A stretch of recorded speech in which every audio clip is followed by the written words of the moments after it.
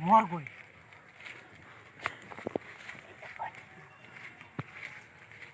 मर गई।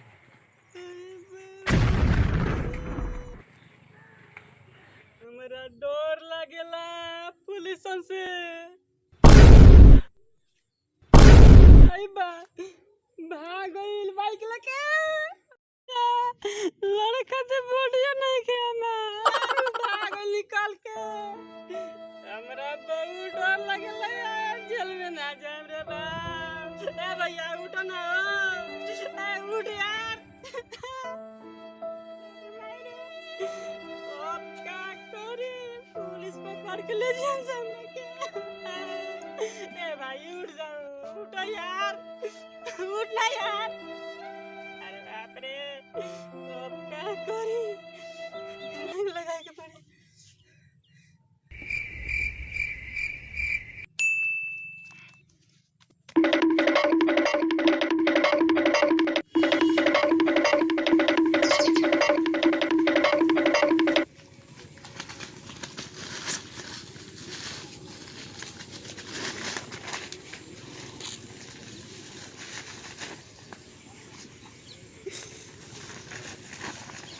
अरे जल्दी डाल यार, अरे हमार तो व्यवस्था हो जाई। अरे आठ ना, अरे बाप रे कसा गई, अब क्या करी। अरे बाप रे बाप, पकड़ाएम तो ना रे। पकड़ा जाम तो का हमारा हाल हो ये भाई। कसा तो गई, हमार साहब उर्सा के कोस दिले बनी हती बुढ़ी बोरा में। पकड़ा जाए तो हमार तो जेल खटाई के पड़ी। धक धक मारो तो करे जा, क्या करी अभी रखे।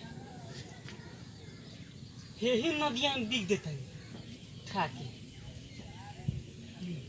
ठीक बा, जल्दी करा।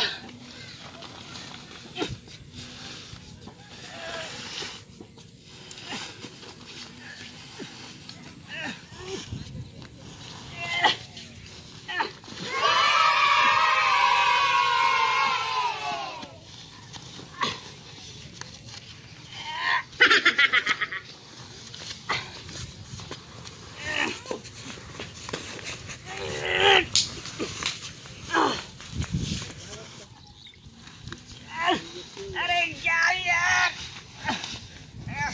चप्पल टूट गई रे, चप्पल छोड़ दे नहीं, चप्पल छोड़ दे नहीं।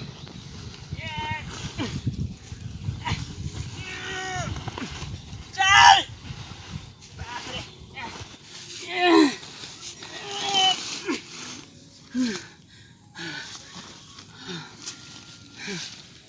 नदी में तो आगनी, नदी के तीर कौन देखो तो नहीं सनू।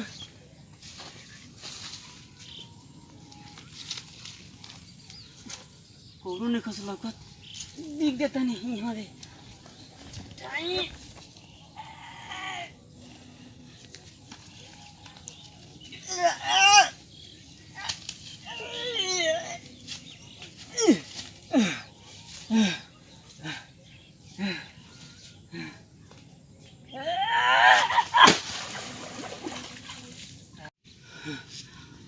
अरे बाप रे, हाँ फैल बनी यार। ये सारा का हो गया हमारा हाथ से। वो तो निकल के भाग गल, फंसे में हम ही है एकदम गारंटी। तो बाप अगर कोशिश करता नहीं को नान देख रहा सन, कौन नहीं कुछ देख ले।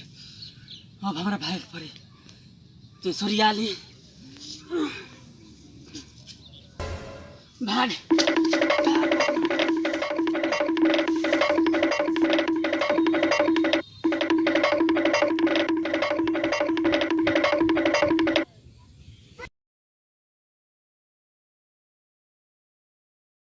बनी लो भाई लोग, उम्मीद बाकी बढ़िया होके हम लोग।